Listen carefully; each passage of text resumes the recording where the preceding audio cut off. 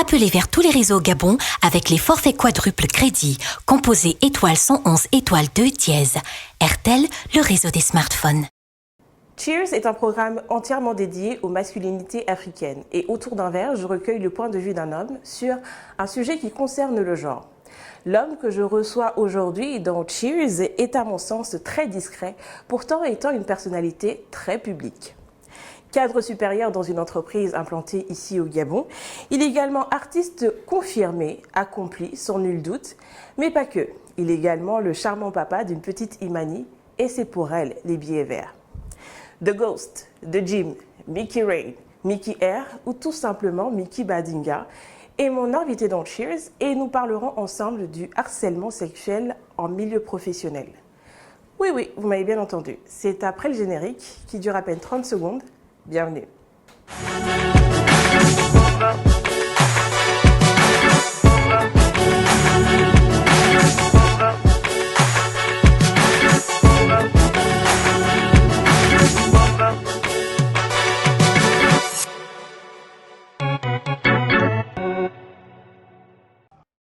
Appelez vers tous les réseaux au Gabon avec les forfaits quadruples crédit. Composez étoile 111 étoile 2 dièse. RTL, le réseau des smartphones. Mickey, bonjour, bienvenue. Merci beaucoup. Alors, c'est un plaisir pour moi. Tu sais que tu inaugures la 3e saison de Cheers. Bon. On trinque à ça. On précise qu'on est adulte, majeur, vacciné. L'abus d'alcool est dangereux pour la santé, donc on peut se permettre. Ça se revient. Alors, dans mon introduction, j'ai dit The Ghost, The Jim, The Raid, Mickey Air, Mickey Badinga, j'ai rien oublié. Pablo, d'accord. C'était à quelle étape, quelle période? La nouvelle étape, un peu après. Ok. Un peu après 2417, Pablo El Gato. D'accord, très bien.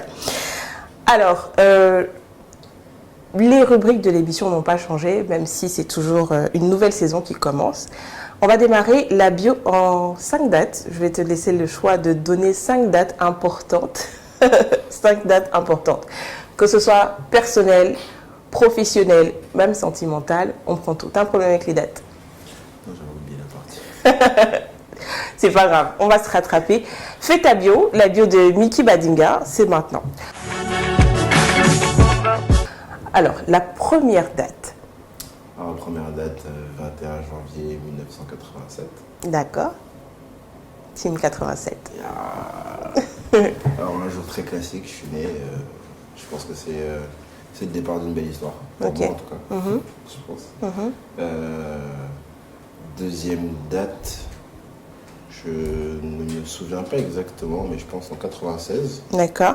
Alors, je trouve Dieu. Ouais. Je trouve Dieu avec ma mère. Je suis pas né dans une famille chrétienne du tout. Mais je pense que là, je trouve un nouveau souffle. Un nouveau souffle à ma vie. À ce moment-là, je suis très jeune. Je dois avoir 9 ans. Mais je commence à réfléchir différemment et je commence à voir le monde un peu différemment. Comme troisième date, je dirais mon départ pour les États-Unis. Ok. Je crois que c'était le mois de septembre 2004. Ok. Non, Tu y pars 2007?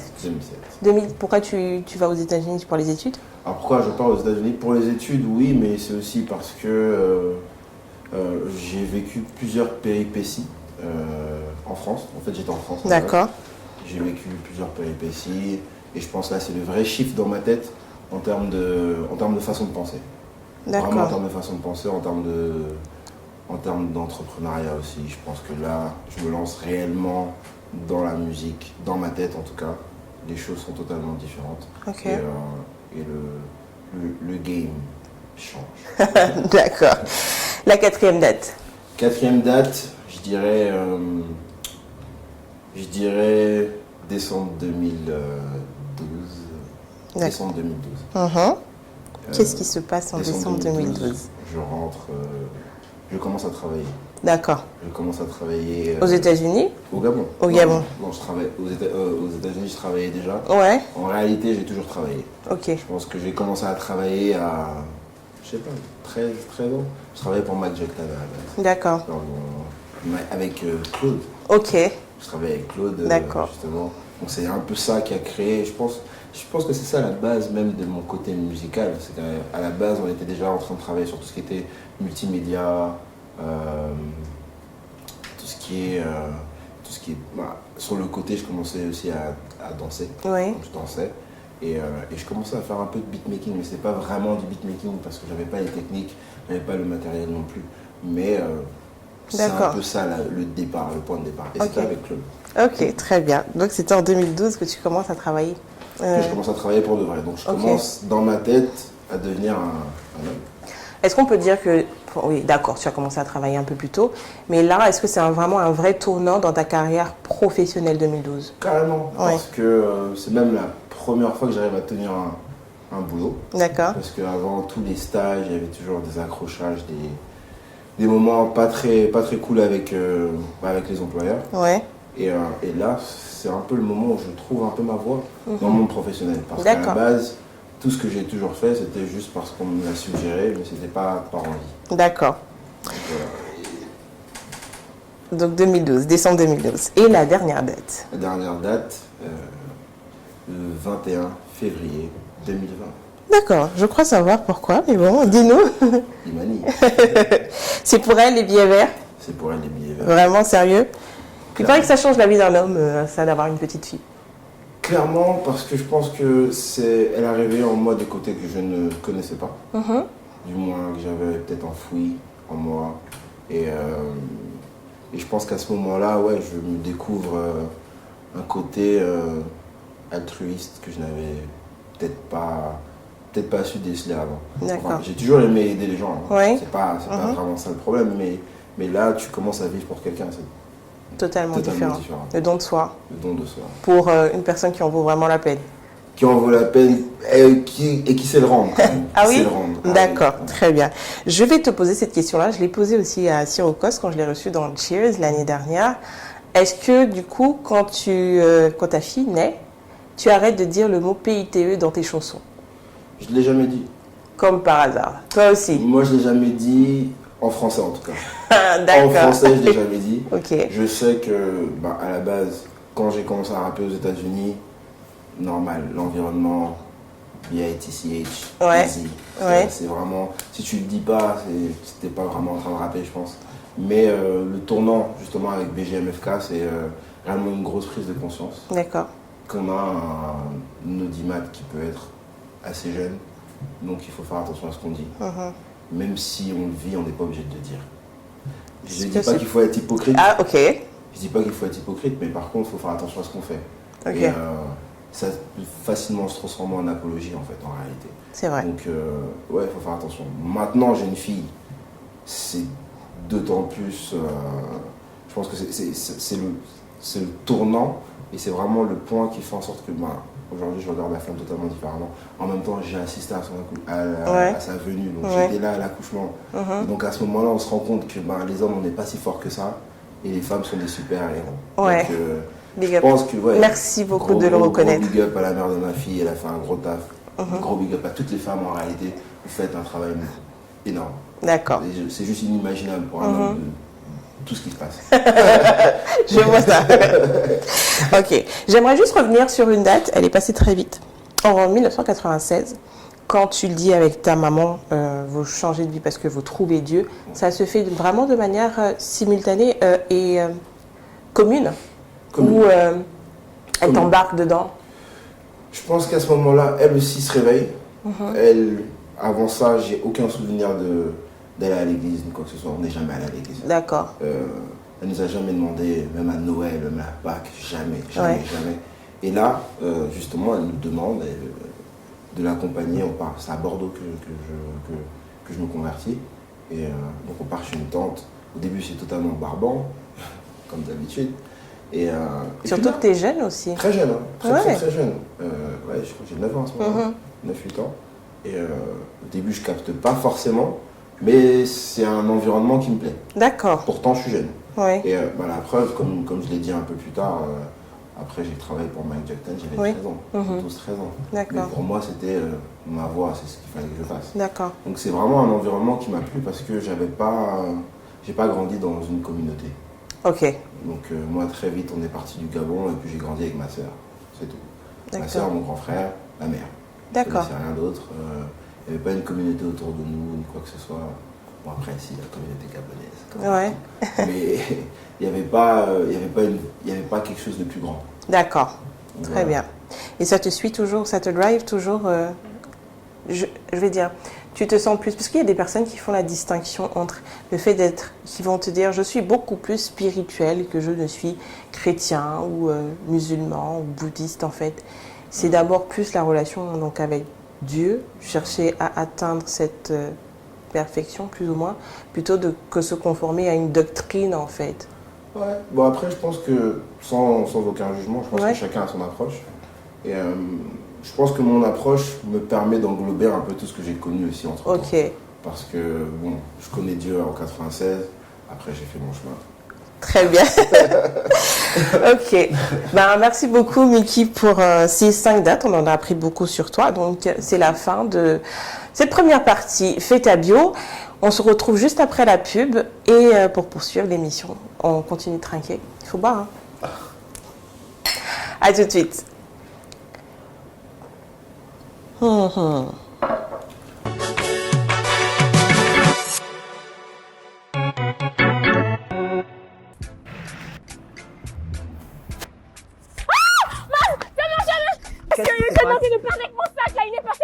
Calmez-vous, madame. Madame, chez Airtel, il y a le quadruple crédit. Avec ces forfaits, tu peux appeler avec 4 fois plus de crédit vers tous les réseaux du Gabon. Fais seulement étoile 111, étoile 2 dièse. Ça va aller. Mais dis-moi, le téléphone, il était aussi dans le sac.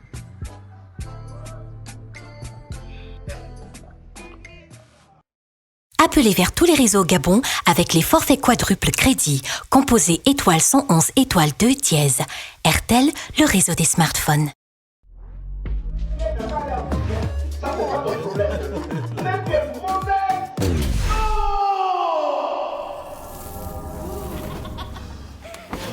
Les dons des médicaments et appareils.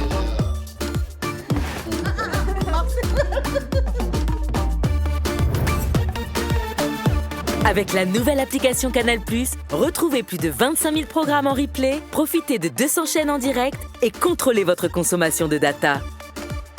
Téléchargez-la dès maintenant, c'est inclus dans votre abonnement.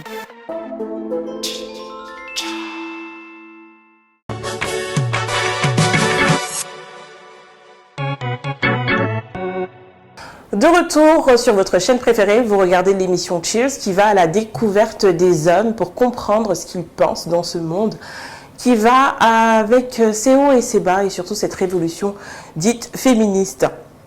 Mickey R, on va rentrer de plein pied dans la deuxième partie, je te cite, c'est après le jingle.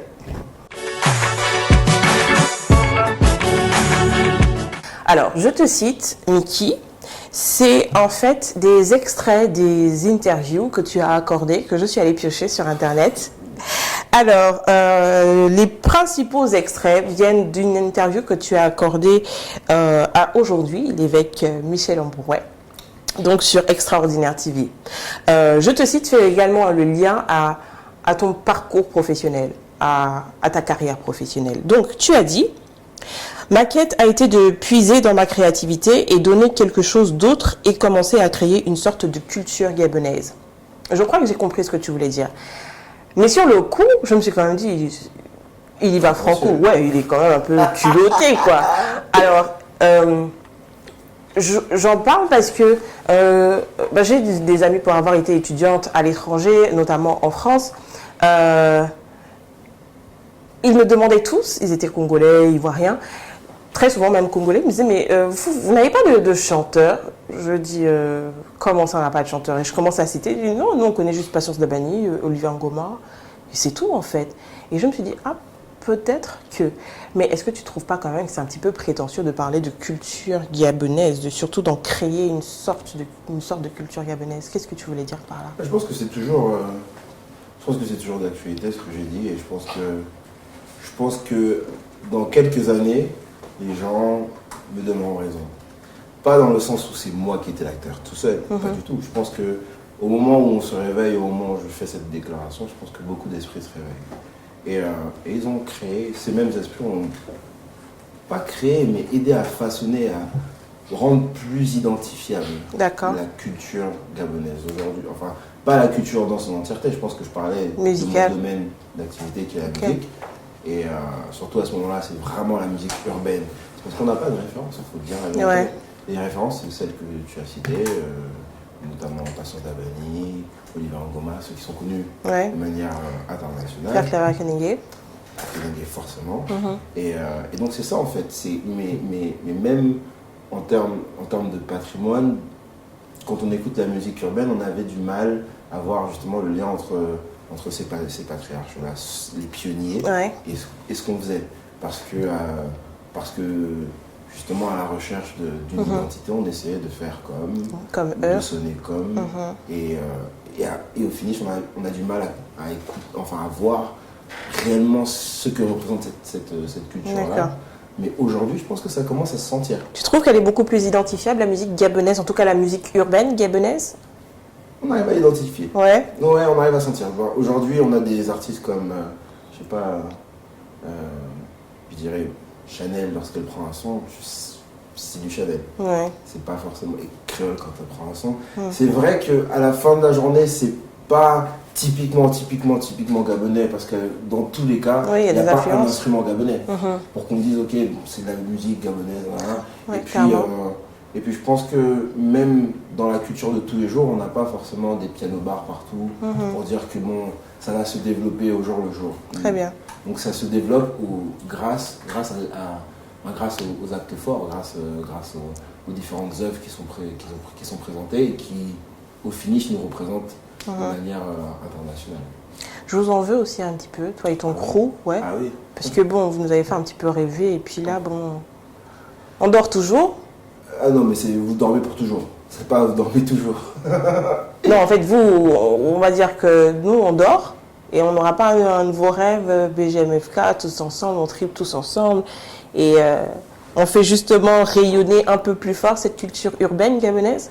Je pense qu'aujourd'hui, il y a beaucoup de nouveaux acteurs qui nous permettent justement... Non, je parle de vous en particulièrement. Ok. BGMFK, non, je pense pas. D'accord. Je pense que c'est un peu... ça a été un peu...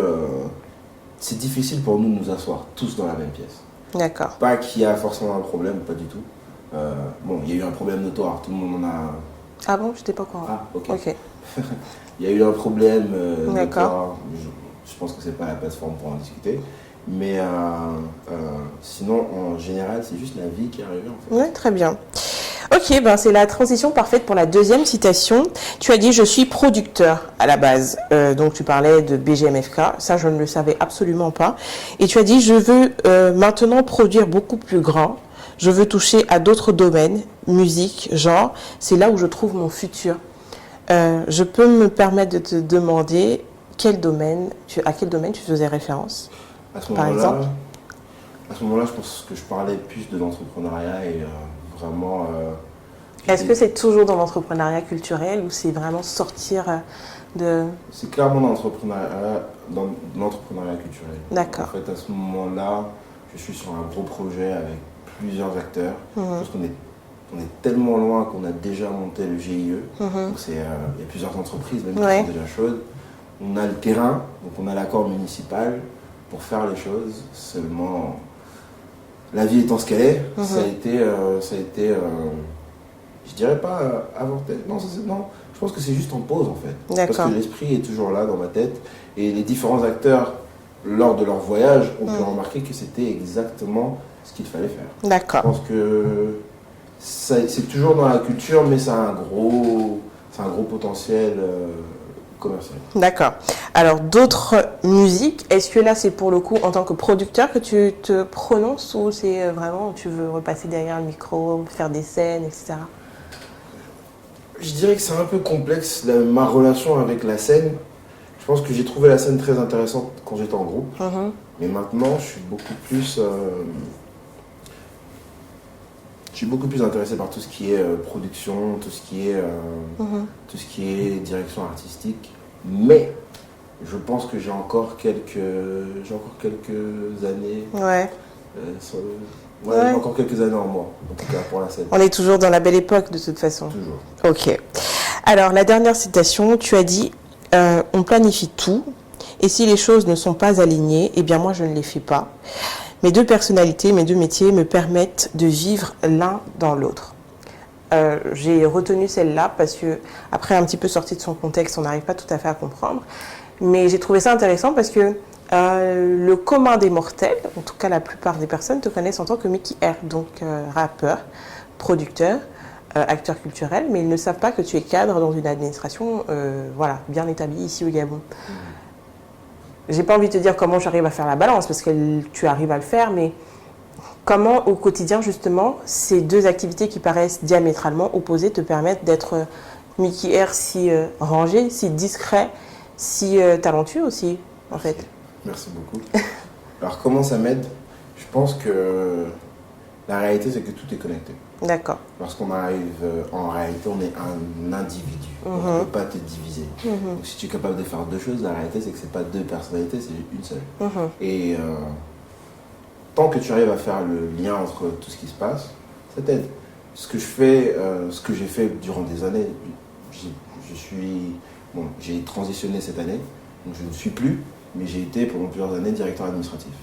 Ce qui signifie que la planification est forcément un des points essentiels et crucial. C'est crucial de savoir planifier et exécuter. Et je pense que c'est crucial de savoir planifier et exécuter sa carrière musicale. C'est la même chose. L'inspiration étant ce qu'elle est, aussi volatile qu'elle puisse être, tu dois pouvoir t'organiser pour extraire la substance qu'il faut, l'enregistrer, et puis après planifier comment elle sort. Parce que si ça sort n'importe comment, tu n'auras pas les résultats que tu veux.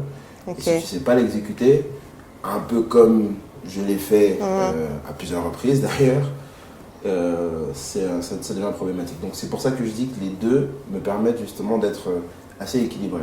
Et le fait d'avoir justement un travail de jour me permet de rester les pieds sur terre. Parce que là-bas, tu ne penses pas, c'est moi. Très bien. D'accord. Merci pour la transition. Ben justement parce que on a fini avec Je te cite. On va aborder maintenant la troisième partie de l'émission qui s'appelle A Man's World. C'est après le générique. De retour sur le plateau de Cheers. Cheers. Alors, nouvelle saison, premier numéro, nouveau décor. Qu'est-ce que t'en penses? Merci beaucoup. Big up à vous. Alors, j'aime beaucoup. Je trouve que c'est très classe, bien pensé. Ouais. Ah non, j'ai failli parler du bureau derrière. Oui, tu peux. Il fait partie du décor. Oui, aussi. Ouais, je trouve ça... Merci, merci. This is a man's world. Alors, on le sait, ce monde a été pensé et régi par les hommes, sauf que maintenant, cohabitation oblige, on revendique une certaine égalité. Juste ça. Mickey, avec toi, j'ai voulu parler en fait du harcèlement sexuel, mais en milieu professionnel. D'abord, dans un premier temps, je me suis dit, je vais essayer d'avoir un homme pour parler du harcèlement subi par les femmes au travail. Et en réalité, je me suis rendu compte que beaucoup d'hommes subissent également beaucoup de pression au travail, dans leur environnement, parce qu'ils occupent certaines fonctions, certains postes. Et c'est tombé sur toi, parfait. D'ailleurs, si je ne le fais pas, elle va me tirer les oreilles. Merci beaucoup, Mélanie, pour le matching. Alors, j'ai juste besoin de ta définition du harcèlement en milieu professionnel. Comment toi, Mickey, tu le définirais? En fait, c'est très marrant que tu m'aies choisi moi pour défendre les hommes, parce qu'à la base, je suis un très grand défenseur des femmes. Ouais. Parce que je pense que ici, la limite est très vite franchie. Clairement. Un petit commentaire. Pour moi, le harcèlement commence à « Oh, tu es bien ». Ça veut dire quoi? C'est pas un compliment? Non. Ben, c'est comme Tu es si quoi? je te disais tu es bien rasé. Tu es bien rasé. D'accord. Tu es bien. D'accord. Tu es bien quoi? Tu es bonne. C'est des phrases qui sont communes, c'est des gestes qui sont communs, tellement banals que ça passe pas. C'est peut-être la femme de quelqu'un, c'est peut-être la promise de quelqu'un, Et je pense que dans l'autre sens, les gens n'apprécieraient pas forcément. Ok. Donc moi je pense qu'ici, et pas qu'en Afrique, hein, même pas qu'au Gabon, mais je pense que facilement la frontière est vite franchie. D'accord. Donc pour toi, ça commence même rien qu'avec des paroles. Oui, merci. Ok. Au commencement. Et tes paroles. Merci. Alors, je pense connaître la réponse et je pense qu'on la connaisse tous, mais tu as déjà été victime de harcèlement sexuel en milieu professionnel, sachant que tu as deux environnements dans lesquels tu évolues. Harcèlement. Oui, mais moi, j'aurais étendu la question en disant comment tu gères ça. Quels sont les garde-fous que tu mets pour bien le prendre? Parce qu'au vu de ta position, quand même, il y a une certaine attitude que tu dois avoir pour ne pas non plus pas être nécessairement dégradant, humiliant. Mais comment, toi, Niki, tu le gères? Jokes. Alors j'essaie de rire le plus possible. Ça marche? Ça marche. D'accord. Chèque? Ça marche la plupart du temps. Mais toujours garder le sourire et me dire non, tu rigoles, oh non, n'importe quoi. D'accord. Et puis tu passes. Mais après, ça, je pense que ça dépend de tout un chacun et comment les gens voient. Moi, personnellement, j'apprécie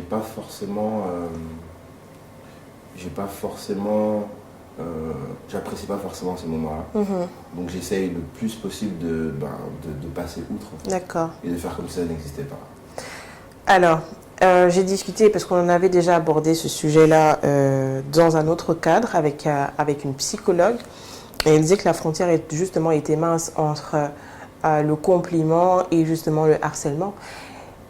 Tu te sens harcelé quand c'est, on va le dire de manière terre à terre, quand avec la personne, tu n'as pas d'intention. Tu vois ce que je veux dire? Derrière, il n'y a rien. Tu te dis, ouais. Du coup, toi, comment tu fais la différence? Pas nécessairement la différence. Comment je vais exprimer ça? Comment tu sais que là, c'est plus un compliment qu'une remarque déplacée, selon toi? C'est une très bonne question. Mais je pense que la réalité, c'est que bon, si ça arrive une fois, c'est assez difficile de savoir. Donc la première fois, tu peux te dire, ok, bon, c'est juste un compliment. Mais quand ça vient en répétition et quand tu as déjà été clair, bon, parce qu'après, je sais pas, on est des adultes, donc tu sais automatiquement, si tu t'ouvres à la personne, c'est que tu es réceptif et que ça te plaît. Donc ce ne sera pas forcément un harcèlement, mais à partir du moment où dans ta tête c'est du harcèlement, c'est que toi déjà, même ton visage, ton corps va le ressentir. Et donc tu vas le remontrer. Et donc à ce moment-là, tu te fermes. Et donc tu sais que bon, là, cette situation, je ne la veux plus. Et moi, ce que j'essaie de faire dans l'immédiat, c'est de montrer à la personne que bon, j'ai entendu ce qu'elle a dit, mais que je ne suis pas forcément intéressé. Ou alors que ce n'est pas forcément le contexte qu'il faut. Donc j'essaie d'être rapide dans ma façon de gérer la chose. Je ne laisse pas les choses... Alors, je souris parce que là, on s'arrête au harcèlement sexuel verbal.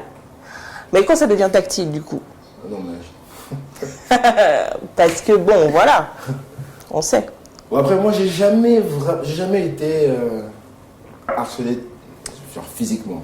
Ok, d'accord. Mais Mickey, tu es rappeur, tu es producteur. Je suppose que tu as déjà reçu des messages ou des photos inappropriées sur ton téléphone. Non, mais c'est direct. Tu dis directement, je ne veux pas recevoir ça. Ah, d'accord. Non, bah après ça, c'est juste mon éthique à moi. Et encore une fois, aucun jugement sur les autres artistes, sur ce qu'ils font, sur comment ils gèrent leurs choses. C'est juste que bon, moi, personnellement... D'accord. Alors, est-ce que tu penses que, honnêtement, le fait que les hommes soient également harcelés sur leur milieu au travail, tout simplement, est-ce que tu penses qu'il y a vraiment... Ah oui, ça y est. Ok. Alors, est-ce que tu penses qu'il y a vraiment un lien, une corrélation entre la position hiérarchique, donc l'organigramme de la boîte, avec la pression du harcelé? Je ne sais pas s'il y a vraiment une corrélation, mais tu peux voir qu'il y a beaucoup de femmes qui sont intéressées par le pouvoir. Du moins les hommes qui ressemblent au pouvoir. Et ouais, ça s'est ressenti justement dans ma carrière où je passe d'administrateur à directeur. c'est un regard différent. D'accord. C'est un regard différent, mais je pense que quand tu es bien accompagné aussi, enfin quand tu as un bon mentor, je pense que ces discussions-là viennent forcément. Ça t'a aidé? Oui, ça m'a aidé. D'accord. La spiritualité t'a aidé aussi? Clairement. Ah ouais? Dans ce domaine-là, il y a aussi leur part de scandale, hein, mais bon, si tu dis que ça t'a aidé... Encore une fois, ça reste des hommes. Donc avant d'être spirituel ou quoi que ce soit, ce sont des hommes. Ouais, clairement. Alors, très récemment, il y a eu en fait une loi qui a été approuvée au Gabon sur le harcèlement sexuel en milieu scolaire, en milieu professionnel, à l'école surtout, parce qu'on sait que le harcèlement existe beaucoup à l'école. Je présente mes excuses à tous ceux qui se sont sentis harcelés par moi à l'école. Ce n'était vraiment pas de mon fait, c'était juste la bêtise humaine d'une adolescente. Le message est passé. Alors, est-ce que tu penses que sincèrement cette loi peut atténuer les actes de harcèlement, peu importe le lieu? À partir du moment où c'est une loi, c'est-à-dire qu'on peut l'utiliser et on peut s'en servir comme arme. Donc, je dirais pas que ça va venir éradiquer le phénomène, mais je pense que ça peut aider. Ça peut aider et ça peut servir de soutien justement et donner peut-être le courage à ceux qui n'ont pas le courage de parler. Et se dire, alors c'est marrant que tu me parles de ça. Là, récemment, j'ai une amie à moi qui m'a parlé justement de messages qu'elle a reçus d'un de ses chefs. Mais genre un de ses chefs. Alors le chef du chef de son chef.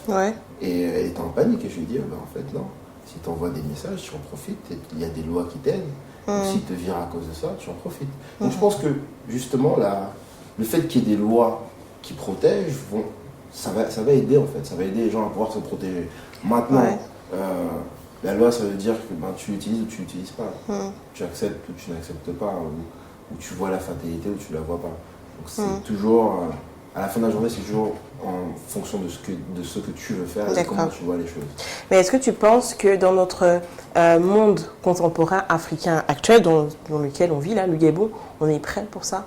Pour aller porter plainte et se dire, ouais, je me sens harcelé au travail On a vu les gens aller porter plainte à cause des commentaires sur Facebook, donc je pense qu'on est capable maintenant. D'accord. Je pense qu'on va vraiment dans ce sens. Non, mais c'est surtout pour un homme, hein, tu sais. Parce que j'en ai parlé à plusieurs qui m'ont dit, ouais, mais toi, tu es quand même un homme. Moi, je pense que ça, c'est juste au cours de la discussion. D'accord. Où les gens vont dire ça. Mais il ne faut pas oublier que les hommes ont toujours deux faces. Il y a le côté lumineux et il y a le côté ombrageux. C'est vrai. Et donc, c'est ombragé. Et c'est facile, en fait, de tomber dans le piège. C'est-à-dire que quelqu'un qui ressemble à un responsable, etc. Mais qui vous a dit que ça lui fait du mal de se faire harceler? Parce que justement, encore une fois, quand on regarde la société actuelle et qu'on regarde les comportements, parce que quand je dis que les gens ne voient pas la limite, c'est pas en jetant la pierre en disant que c'est de leur faute ou qu'ils sont mauvais, mais c'est un conditionnement général. Parce que dans tous les sens même, parfois, tu as l'impression que c'est accepté. D'accord. Et que c'est imbriqué dans la société, dans la mentalité, en fait. Tout à fait. C'est normal, c'est normal qu'une femme soit intéressée par un homme qui a du pouvoir. Parce que chez elle, on lui a dit que, dans tous les cas, c'était ça le summum de la réussite dans la vie pour une femme. Et encore une fois, il faut aller au bout des choses. Quand on va au bout des choses, c'est parce que dans la mentalité, c'est biaisé. J'avoue. C'est totalement biaisé. Et c'est quelque chose qui est totalement commun, il faut qu'on se dise la vérité. Ce qu'elles font en causant ce harcèlement, la réalité c'est qu'elles sont juste en train de suivre ce que la culture leur dit de faire. D'accord. Une femme s'accomplit lorsqu'elle est mariée à un homme qui a... une bonne position. Alors que pas du tout. C'est vrai? Ouais, bah non. Ouais, ok. Ben, si pareil, les hommes aussi sont... Ça va dans les deux sens maintenant actuellement, mais bon, c'est un autre débat. C'est-à-dire que... comme disent nos amis ivoiriens, si tu ne m'arranges pas, il ne faut pas me déranger, quoi. Et ça va dans les deux sens. C'est-à-dire qu'un homme va pas tirer un poids mort. Il veut une femme qui a aussi une certaine indépendance, surtout financière, de nos jours. Une aide semblable. Mais peut-être que c'est labellisé comme étant quelque chose de trendy ou quoi que ce soit. Mais la réalité, c'est que ce qu'ils veulent, c'est que la femme soit créatrice comme eux, ils sont créateurs. Donc c'est jamais mauvais. Parce que ce qu'on ne regarde pas, c'est que c'est bien, tu as épousé un homme qui a réussi dans sa vie. Mais on n'est pas au contrôle de demain. Demain, il tombe malade. demain, il est dans l'incapacité de ramener de l'argent. C'est plus un homme? Si, c'est toujours un homme. Mais Ok. bon. Et donc c'est la plus un homme. femme qui a été entraînée toute sa vie à être juste un réceptacle d'argent, d'enfants, de tout ça, elle fait quoi demain avec cet homme qui Ouais. est dans l'incapacité? Non.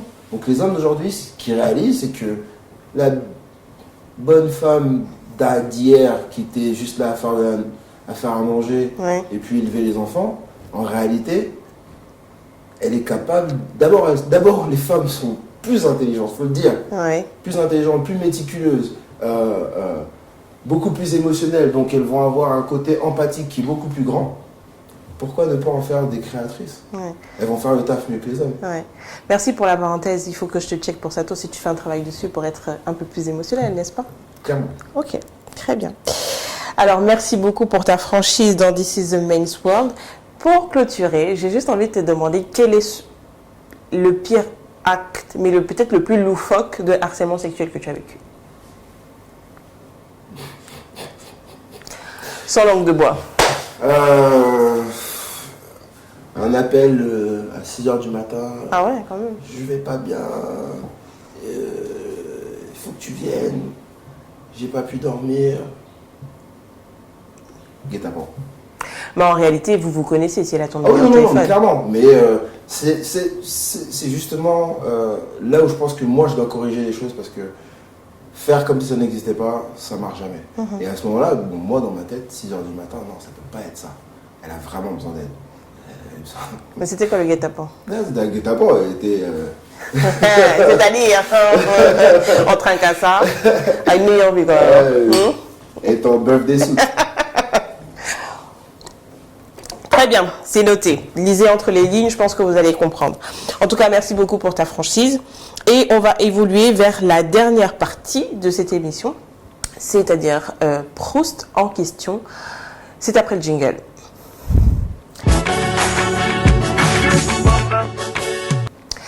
Alors, Proust en question, version Mickey Badinga. C'est maintenant, Mickey, une série de questions à laquelle tu dois répondre de manière très rapide, instinctive, la vérité.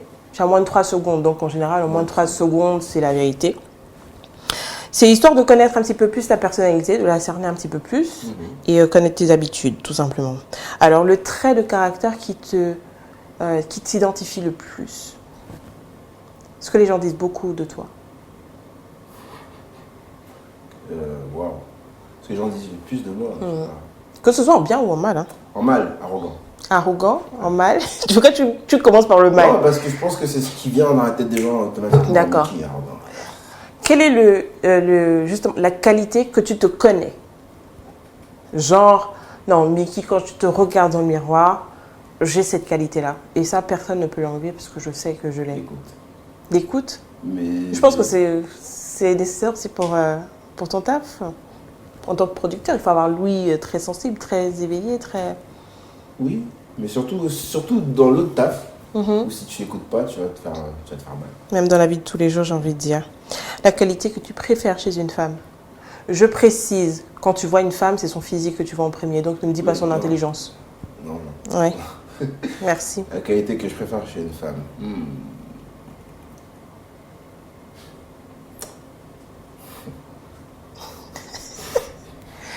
Tu as dit que tu es majeur et tu as une fille. Donc on sait ce que tu es capable de faire. La qualité que je préfère chez une femme, alors là, je sais pas du tout. Les femmes, c'est tellement Diverses divers. et intelligentes. Pas toutes. Relativement. Non. Je pense que ce qui est important, c'est la générosité. D'accord. Alors, ton hobby préféré? Ne me dis pas le studio, pardon. Ça va être quoi? Bah, je sais pas. Bon, Bah, justement, quand aujourd'hui- tu as besoin, entre 2 sessions, par exemple, il y en a une qui t'a vraiment prise la tête, tu sors, tu vas faire un tour, tu fais quoi, en fait, pour te régénérer un petit peu les neurones, enfin... Salle de sport. Ah ouais? Ouais, ok. Tu fais des... Parce que je te suis sur Instagram, tu fais des trucs, ma foi. Ouais, je comprends. Je suis soft sur Insta. Il faut aller sur Snap. Non, je suis pas sur Snap. C'est bon, j'ai banni 2 réseaux à la fois, c'est largement suffisant. Alors, ton plus grand rêve, pour lequel tu pries tous les soirs et que tu n'as pas encore réalisé? Ouf. Je vais faire une méga church. D'accord. Ça veut dire que c'est bon, c'est toujours d'actualité. Ton film préféré? Comment ça, c'est toujours d'actualité? Non, parce que dans Extraordinaire, tu disais que c'était une de tes missions, un de tes rêves dans l'interview. Donc oui, je pensais que tu allais me dire autre chose, donc c'est bien. Il y a toujours cette ligne conductrice. Ok, donc ton film préféré, qui te procure les mêmes... c'est-à-dire que tu peux le regarder 100 fois, à la minute 30, à la 13e minute, tu vas toujours avoir la... Tu connais les répliques, mais tu vas toujours avoir la même sensation, les mêmes frissons, ou bien le même éclat de rire. Et vraiment, voilà. Par 1, 2 et 3. On peut s'asseoir, on regarde les 3 ensemble, il n'y a pas de problème. Non, je ne suis pas de ce registre-là, mais bon, je prends. Ta couleur préférée? Le bleu. Ok. Ton parfum préféré? Ouais, j'en ai plus. Ah oui? Ouais. Comment tu le dis? C'est juste un genre de parfum, c'est tout ce qui est oud, je prends. Je savais, ça sent le oud ici. Alors, le don de la nature que tu voudrais avoir? Le don de la nature que je voudrais avoir. Entendre les animaux, je sais pas si c'est un don qui peut se faire. T'as pas peur des chiens? Non, j'ai Bah, des chiens, des gros chiens. Bah justement, pourquoi tu veux entendre... Non, j'aimerais bien, je sais pas, capter ce qu'ils se disent. Comment ils font ça en fait? Qui leur a dit quoi faire? Ok. Là, c'est un de mes rêves, hein. Un de mes rêves, genre, 50 ans, je me pointe dans la forêt, je reste là, je campe et je commence à découvrir tout ce qui est animalier, etc. Ça, c'est... Non, le contact avec la nature, ça, c'est ma deuxième vie. D'accord. Quand j'aurai fini avec vous tous. Et ton plat préféré, Mickey? Waouh. Alors, s'il n'y a pas un steak dedans, oublie. C'est vrai? Un vrai steak, je parle pas de steak haché, je parle d'un vrai steak, un charolais, un wagyu ou quelque chose comme ça. Genre T-bone, c'est tout bien fait comme il faut. À la limite. Non. Beef. Alors, ça c'est la dernière et c'est ma préférée. Ça, je ne la changerai jamais, même si on arrive à la saison 70 de Cheers. Les fautes ou les erreurs qui t'inspirent le plus d'indulgence? Les fautes ou les erreurs qui m'inspirent le plus d'indulgence. J'ai compris récemment qu'en réalité, on est tous irrationnels. Donc en fait, toutes les fautes m'inspirent de l'indulgence. Non, c'est sérieux. C'est pas un discours que je suis en train de Michel Ambour, ouais, sort de ce corps. Arrête. Non, mais même... en plus, on a discuté un peu avec Michel, mais la réalité, c'est que c'est un truc de fou. On est tous irrationnels. C'est que même dans les histoires d'amour... Oui, c'est normal, oui. Tu racontes n'importe quoi, tu vois n'importe quoi, et puis quand tu te réveilles, tu te rends compte que j'étais vraiment... Ouh. Et le fait de remarquer ça dans sa propre vie, ça te permet juste d'être indulgent avec tout le monde. Il n'y a aucune erreur qui est trop grande. Non, arrête quand même.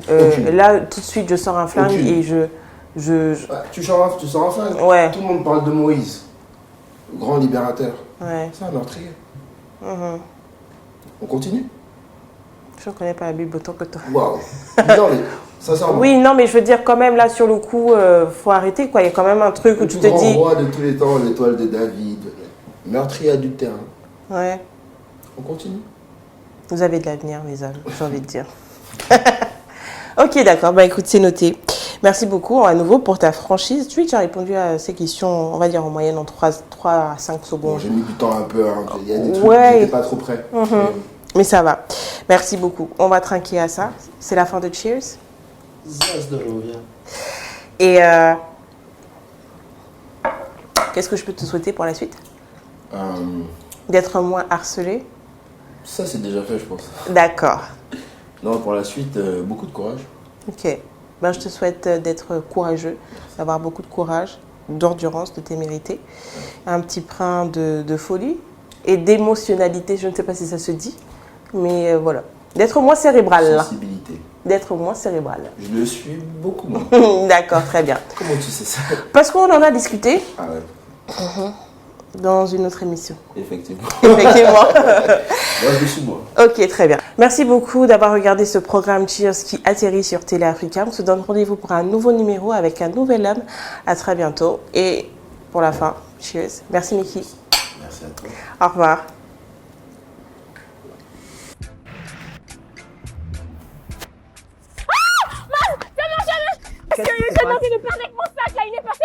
Calmez-vous, madame.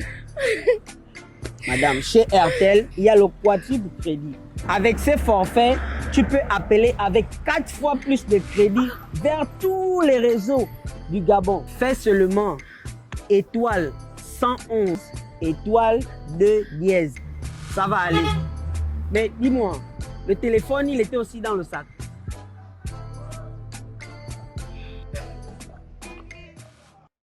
Appelez vers tous les réseaux Gabon avec les forfaits quadruples crédit. Composez étoile 111 étoile 2 dièse. RTL, le réseau des smartphones.